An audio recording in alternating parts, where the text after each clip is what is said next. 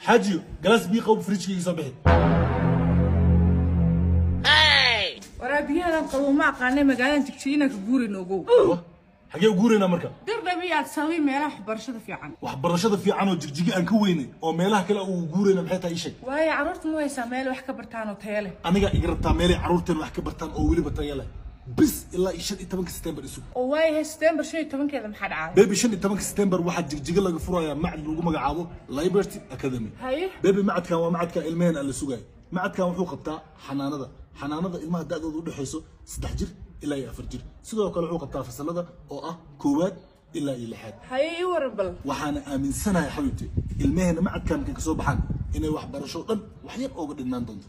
sidoo kale macadkan waxa uu sii dheer ciyaalku waxay heli doonaan daryeel caafimaad meel ay ku dheeleelaan macallimiintoodana waxay ula dhaqmi doonaan sida waalidiinteedo kale macallimiinta igu waran Soomaaliba waxa joogan macallimiin professional ah kuwaas oo ka soo jeedaan Kenya, Tanzania iyo Uganda. ilmahaygu waa inay noqdaan kuwa ugu horeeya iskoolkaas lagu soo diiwaangeliyo haddii kale saddexdeeda dalaqo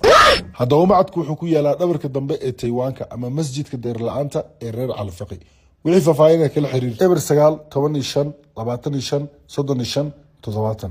ama lambarka kale eber 9 22 40 85 58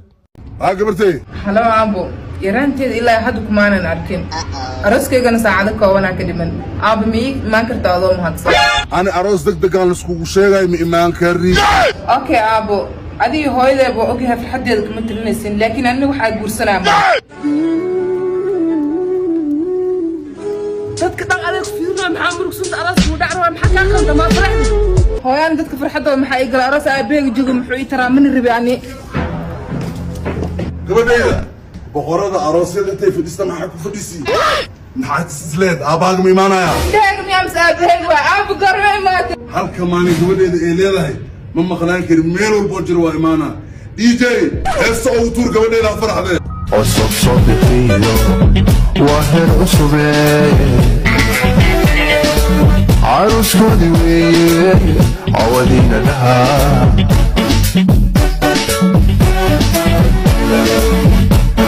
aad iga farxisay laakiin waxa ku weydiinaa adoo Soomaali jeer aroos xal ku soo sheegtay si ay igu imaata aabo duulimaad degdegsiimo yaa kala sameyn kara dhaqana World Tribal Agency wiliga ka shakinin dhaqana waxay ku haysaa visa Uganda visa Kenya visa local visa international iyo visa caafimaad Turkiya Malaysia Hindiya waxaad kala xiriiri kartaa nambarka eber 731 eber 226 ama nambarkooda kale eber 796 42 40 58